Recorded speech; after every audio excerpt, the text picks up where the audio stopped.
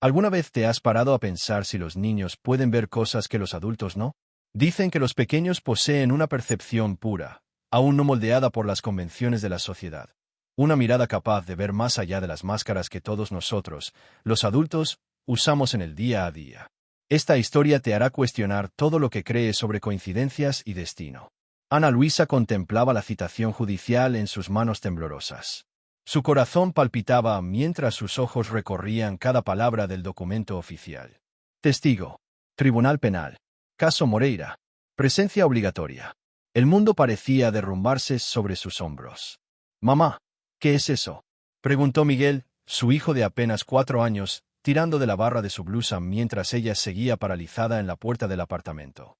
«Nada, mi amor, solo un papel del trabajo de mamá», mintió, forzando una sonrisa mientras guardaba rápidamente la citación en el bolso.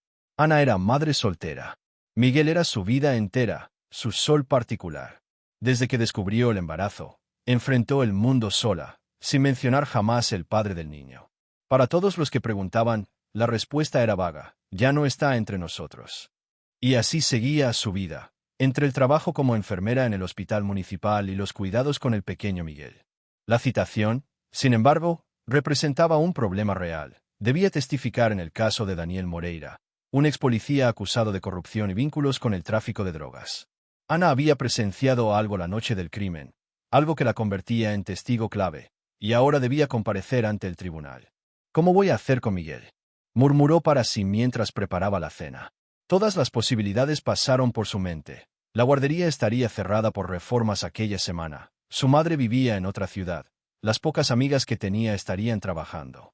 La realidad se impuso. Cruel. Tendría que llevar a Miguel al tribunal. En la mañana del juicio, Ana vistió a Miguel con su mejor ropa. Le explicó, de la manera más simple posible, que irían a un lugar donde los adultos hablaban de cosas importantes y que él tendría que quedarse calladito, como en la iglesia. «Mamá, ¿cómo en la iglesia?», preguntó él, ajustándose la pajarita que Ana había comprado especialmente para la ocasión. «Sí, amor, como en la iglesia», respondió ella, tragando un nudo en la garganta. El imponente edificio del Tribunal de Justicia intimidaba incluso a los adultos. Ana sujetaba la mano de Miguel con fuerza mientras subía los escalones de mármol. Dentro, el murmullo de abogados, funcionarios y otros convocados llenaba el ambiente. Un oficial de justicia indicó a Ana dónde debía esperar. Fue entonces cuando las puertas de la sala de audiencias se abrieron. Acusados y abogados comenzaron a entrar y, entre ellos, escoltado por 2 policías, apareció Daniel Moreira. Alto, atlético, con semblante serio y ojeras profundas. Caminaba cabizbajo y esposado. Entonces ocurrió algo inesperado. Miguel, que hasta ese momento jugaba distraído con un cochecito de juguete, levantó la cabeza como si hubiese escuchado que alguien lo llamaba. Sus ojos se abrieron de par en par, su pequeño cuerpo se tensó.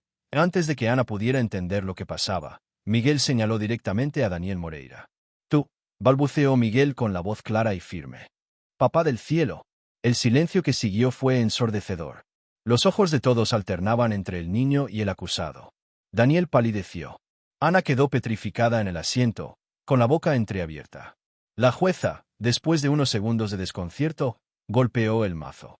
«Orden. Orden en la sala». Ana jamás había hablado del padre de Miguel. Siempre que alguien preguntaba, ella desviaba el tema. Para Miguel, el padre era una figura abstracta en el cielo, como ella había dicho. Nunca un rostro, nunca un nombre. Daniel Moreira se removió en la silla, apretando las manos esposadas hasta que los nudillos se le pusieron blancos. Su rostro, antes controlado, mostraba ahora un evidente malestar. «Yo nunca he visto a ese niño en mi vida», susurró inclinándose hacia su abogada, quien asintió con tensión. Ana, aún en el banco de testigos, tenía la expresión de quien acaba de ver un fantasma. La jueza Vargas percibió su pánico y decidió intervenir. «Haremos un receso de 15 minutos. Señora Silva, por favor controle a su hijo o tendremos que retirarlo de la sala».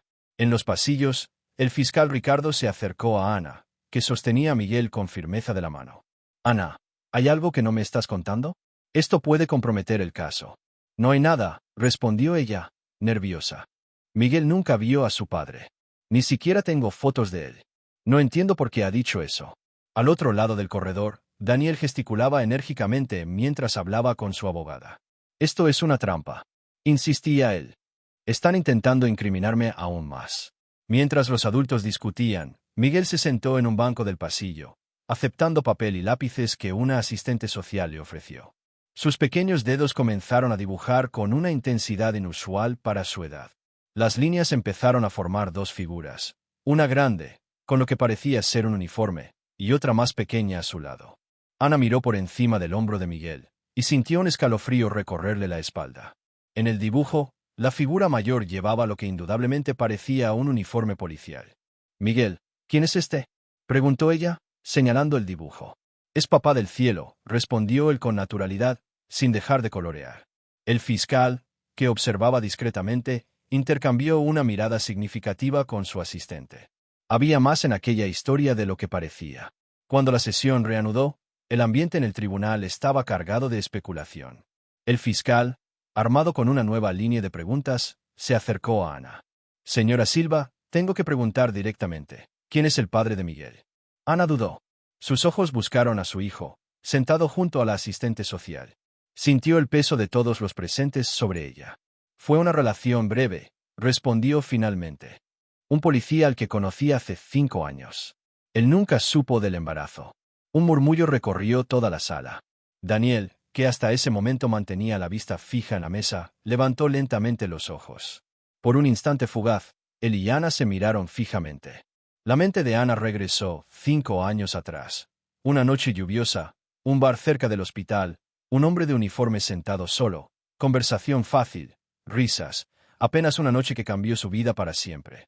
¿Y el nombre de ese policía, señora Silva?, insistió el fiscal. Ana tragó saliva. «Eduardo. Eduardo Moreira». La sala entera pareció contener la respiración. Daniel cerró los ojos con fuerza. Durante el siguiente receso, una psicóloga infantil fue llamada para hablar con Miguel en una sala reservada. El niño, ajeno a la tormenta que había provocado, jugaba con bloques de construcción. «Miguel», preguntó la psicóloga con suavidad, «¿conoces al hombre al que llamaste papá del cielo?». «Lo vi en la tele», respondió simplemente. «Igual que la foto que mamá guarda en su cajita». En el pasillo, un investigador del tribunal revisaba los registros del personal policial. De pronto, encontró lo que buscaba y su rostro mostró sorpresa. Se acercó rápidamente al fiscal. «Doctor, creo que deberíamos revisar el historial de la 15ª comisaría de hace 5 años. Tanto Daniel como Eduardo Moreira trabajaban allí». El investigador Carlos Méndez entró apresuradamente en la sala de audiencias con una carpeta en las manos. Se inclinó y susurró algo al oído del fiscal. El doctor Ricardo enderezó inmediatamente la postura. «Meritísima, solicito permiso para presentar nuevas pruebas relevantes para el caso», pidió con urgencia. La jueza Vargas asintió. «Proceda». El fiscal respiró hondo. «Descubrimos que el acusado, Daniel Moreira, trabajó en la 15ª comisaría entre 2018 y 2020, exactamente en la jurisdicción donde residía la señora Silva en aquella época». Hizo una pausa dramática. La misma comisaría donde también trabajaba un policía llamado Eduardo Moreira. Ana palideció. Daniel permaneció aparentemente sereno, aunque sus ojos revelaban tensión. «Señora Silva», continuó el fiscal, «usted insiste en que solo conoció a un policía llamado Eduardo. ¿Mantiene que nunca conoció al acusado?». «Sí», respondió ella en un susurro. «Pero no era este hombre. El Eduardo que conocí tenía una cicatriz en la barbilla, y sus ojos eran diferentes». «¿Diferentes cómo?», preguntó el fiscal. «Más amables», respondió Ana, casi inaudible. Finalmente, Daniel rompió su silencio. «¿Puedo hablar?». Su abogada parecía a punto de objetar, pero él siguió. «Conocí a Ana brevemente hace 5 años. Mi hermano la mencionó una vez». La jueza frunció el ceño. «Creo que sería apropiado un test de ADN, dadas las implicaciones del caso». Ana, visiblemente alterada, se puso de pie. «El padre de Miguel murió. Lo vi en el periódico, el accidente, poco antes de descubrir que estaba embarazada». Un silencio absoluto se apoderó de la sala. Ella cerró los ojos, recordando la noticia. «Policía muere en accidente en la autopista 101». La foto borrosa, el shock, las lágrimas. Por el hombre al que apenas conoció, pero que dejó una marca permanente en su vida. «Meritísima», intervino la abogada de la defensa. «Estamos desviándonos del propósito del juicio. Las acusaciones contra mi cliente». «Al contrario», la interrumpió el fiscal. «Estamos llegando a revelaciones críticas que pueden aclarar la verdadera naturaleza del papel del acusado». o establecer motivos completamente distintos para sus actos, respondió la abogada. La jueza ajustó sus gafas. Continuaremos el testimonio tras verificar esta nueva información. El tribunal ordena un test de ADN inmediato. ¡Qué giro tan inesperado! No, la vida es una caja de sorpresas. El laboratorio forense del tribunal trabajó con prioridad máxima. A la mañana siguiente, cuando el sobrelacrado llegó a las manos de la jueza Vargas, la tensión en la sala era casi palpable. Ana estaba rígida en su asiento. Miguel, a su lado, dibujaba sin prestar atención a la gravedad del momento. Daniel mantenía los ojos fijos en el sobre. Los resultados del test de ADN, anunció la jueza, establecen con un 99,9% de certeza que Daniel Moreira no es el padre biológico del menor Miguel Silva. Un suspiro colectivo recorrió la sala. Ana parecía a la vez aliviada y confundida. Miguel, sin embargo, levantó la cabeza al oír su nombre y volvió a señalar a Daniel. Papá del cielo, insistió, aún más convencido. La psicóloga infantil, la doctora Marcia, que había estado observando al niño, se acercó a la jueza con una carpeta llena de dibujos. Meritísima, creo que tengo información que puede aclarar esta situación, dijo ella, abriendo la carpeta. Miguel dibujó varias ilustraciones ayer, todas con un tema recurrente, dos figuras idénticas, una de ellas con alas. Antes de que la jueza pudiera responder, una conmoción estalló en la parte trasera del tribunal. Un hombre mayor, con un distintivo de policía jubilado, avanzó decidido por el pasillo central. Disculpe la interrupción, meritísima, dijo con voz firme. Soy el sargento Oliveira, retirado. Trabajé con los hermanos Moreira en la 15ª comisaría. Cuando escuché sobre este caso en las noticias, sentí que debía venir. La jueza, sorprendida, le permitió continuar. Daniel y Eduardo eran gemelos idénticos, reveló el sargento. Un murmullo inmediato llenó la sala. Servimos juntos en la misma unidad. Eduardo falleció hace 5 años en un accidente de coche durante una persecución. Daniel nunca se recuperó del todo de la pérdida. Ana llevó la mano a la boca, sin poder contener un jadeo. Sus ojos se volvieron hacia Daniel con una nueva comprensión. La semejanza que no había logrado identificar, ahora tenía sentido. Daniel, con los hombros hundidos, finalmente habló. Yo sabía de Miguel. Respiró hondo. Eduardo me habló de Ana antes del accidente. Dijo que había conocido a alguien especial. Después de su muerte, supe del embarazo, pero decidí no interferir. Creí que sería más doloroso para todos. ¿Y por qué no lo mencionó antes? Preguntó la jueza. Porque revelarlo habría descubierto mi identidad real y habría comprometido años de investigación, respondió Daniel, intercambiando una mirada con su abogada, que asintió, permitiéndole seguir. Y habría puesto en peligro a Ana y a Miguel. La psicóloga se acercó con uno de los dibujos. Miguel dibuja esto una y otra vez, explicó, mostrando la ilustración a la jueza. En el lenguaje simbólico infantil, representa a alguien que ha partido, y que regresa de otra forma. Para él, Daniel es idéntico a la foto que probablemente vio de Eduardo. Por eso lo llama papá del cielo. La sala quedó sumida en un silencio absoluto. Daniel se acomodó en la silla. La jueza hizo un gesto para que continuara su testimonio, ahora bajo una nueva luz. Hace 3 años, Asuntos Internos me reclutó para una operación encubierta, comenzó Daniel. Había sospechas de un esquema de corrupción en la unidad donde trabajaba mi hermano. Para investigarlo, asumí una identidad comprometida, la de un policía seducido por el dinero fácil. Su abogada entregó un sobrelacrado a la jueza. Este documento, explicó, contiene la confirmación oficial de la operación. La jueza revisó los papeles. Su expresión cambió del escepticismo a la comprensión. Continúe, señor Moreira. Durante 2 años me infiltré en la organización, prosiguió Daniel. Gané la confianza de los verdaderos criminales y reuní pruebas contra los agentes corruptos y los traficantes. Las acusaciones contra mí eran necesarias para mantener la fachada. Si revelaba mi misión, toda la operación se caía, y Ana y Miguel corrían peligro. Ana temblaba. Su voz salió entrecortada. ¿Y mi hijo? ¿Por qué Miguel te reconocería? Daniel hizo un gesto a su abogada. Ella le entregó una carpeta. Dentro, había una fotografía doblada. Cuando descubrí lo de Miguel, empecé a vigilaros discretamente, contó, para asegurarme de que estuvierais a salvo. Los criminales que investigaba no dudarían en usaros en mi contra. Extendió la fotografía hacia el oficial, que se la entregó a Ana. Era Eduardo, sonriendo en su uniforme, idéntico a Daniel salvo por la pequeña cicatriz en la barbilla. Encontré esto entre las pertenencias de mi hermano después del accidente, dijo Daniel. Y también esto. Sacó una carta en un sobre. Eduardo la escribió cuando supo que sería trasladado a una unidad de alto riesgo. Nunca llegó a enviarla.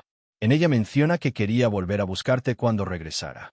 Él nunca supo que sería padre. Las lágrimas corrían por el rostro de Ana mientras apretaba la carta contra el pecho. La jueza Vargas golpeó el mazo, llamando la atención de todos. A la luz de estas nuevas evidencias, declaró, las acusaciones contra Daniel Moreira quedan archivadas. Este tribunal reconoce el servicio prestado a la justicia a través de la operación que resultó en la detención de los verdaderos criminales. Mientras los oficiales retiraban las esposas de Daniel, Miguel corrió por el pasillo central hasta detenerse justo delante de él. Lo miró con aquella claridad inocente que solo los niños tienen. «Entonces, ¿no eres papá del cielo?», preguntó, confundido. Daniel se arrodilló a su altura. «No, Miguel. Soy el tío Daniel, el hermano de tu papá. Pero te prometo que te contaré todas las historias sobre él». 6 meses habían pasado desde aquel día en el tribunal que cambió para siempre la vida de Ana, de Miguel y de Daniel. El parque municipal estaba bañado por una luz dorada de final de tarde. Miguel corría alegremente hacia los columpios, su risa cristalina llenando el aire. «Tío Dan, mira lo alto que llego», gritó mientras se impulsaba con las piernas pequeñas y llenas de energía. Daniel, sentado en un banco al lado de Ana, sonrió con una mezcla de orgullo y melancolía. «Tiene el mismo coraje que su padre», comentó en voz suave. Ana asintió sin apartar la vista de su hijo. «Cada día veo más de Eduardo en él, especialmente cuando frunce el ceño concentrado en algún dibujo». Durante los meses que siguieron al juicio, una amistad cautelosa había surgido entre Ana y Daniel. Comenzó con visitas esporádicas, conversaciones incómodas y silencios largos. Poco a poco, se transformó en una rutina de domingos en el parque y cenas quincenales, donde compartían historias sobre Eduardo, rellenando los huecos en las memorias del otro. Para Miguel, la transición fue sorprendentemente natural. La explicación de que Daniel era hermano de su padre, que estaba en el cielo, encajaba en su lógica infantil. Aún así, a veces seguía llamándole papá del cielo, un apodo que, aunque al principio doloroso, con el tiempo se volvió casi cariñoso. «He encontrado más fotos de nuestra época en la academia», dijo Daniel, entregando un sobre a Ana. «Pensé que te gustaría tenerlas para enseñárselas a Miguel cuando sea mayor». Ana recibió el sobre con una sonrisa cálida. «Gracias por todo esto. Por devolvernos una parte de él». Al otro lado del parque, Miguel había abandonado los columpios y ahora jugaba con otras criancas, riendo sin preocupación alguna, libre de las sombras del pasado que habían perseguido tanto a los adultos de su vida. «¿Sabes?», dijo Daniel, observando a su sobrino. Eduardo siempre decía que los niños pueden ver la verdad detrás de las apariencias, ojos que aún no han aprendido la desconfianza. Ana sonrió. «Miguel te vio antes de que supiéramos quién eras realmente». Daniel soltó una carcajada suave. «De todas las maneras en las que imaginé ser descubierto durante mi operación secreta, ser reconocido por un niño de 4 años definitivamente no estaba en la lista». Ambos rieron, sus risas mezclándose con el viento que movía las hojas de los árboles alrededor. Aún quedaba mucho por sanar, mucho por construir. Pero en aquel momento, era posible vislumbrar un futuro donde el pasado no definía sus vidas, sino que las enriquecía. Miguel volvió corriendo hacia ellos, con las mejillas coloradas y los ojos brillantes. «¿Podemos tomar helado ahora?». Mientras caminaban juntos por el sendero del parque, una familia poco convencional, unida por el amor a un hombre que ya no estaba, pero cuyo legado seguía vivo en cada uno de ellos, era imposible no sentir que, de alguna manera, Eduardo sonreía desde el cielo. Y así termina esta historia inolvidable que nos recuerda lo impredecible que puede ser la vida. Si esta historia ha tocado tu corazón, no olvides dejar tu me gusta. Comenta qué fue lo que más te impactó y suscríbete al canal para recibir nuestras próximas historias. Si conoces a alguien que necesite escuchar un relato sobre el perdón y las segundas oportunidades, comparte este vídeo ahora mismo. Tu historia favorita puede ser la próxima en ser contada. Y así llegamos al final de esta historia emocionante, que nos recuerda cómo la vida puede sorprendernos en cualquier momento. Hola a todos. Si te está gustando este contenido, no olvides suscribirte al canal y dejar tu like. Eso nos ayuda muchísimo a seguir creciendo y a traer nuevos vídeos cada semana. Tu apoyo es súper importante para que esta comunidad siga aumentando. Activa también la campanita para no perderte ninguna actualización. Gracias por acompañarnos y formar parte de esta aventura.